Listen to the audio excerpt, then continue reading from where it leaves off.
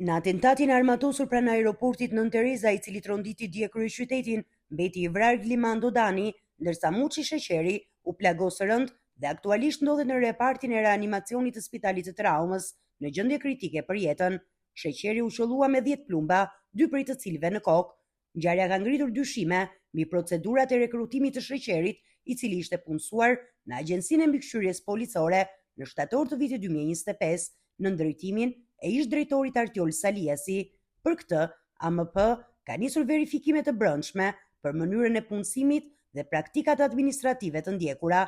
Drejtori i përgjithshëm i AMP-s, Eduard Merkaj, ka urdhëruar pezullimin e zinxhirit komandues të forcës së posaçme operacionale deri në përfundimin e hetimeve për të garantuar transparencën dhe zbardhjen e rrethanave të ngjarjes.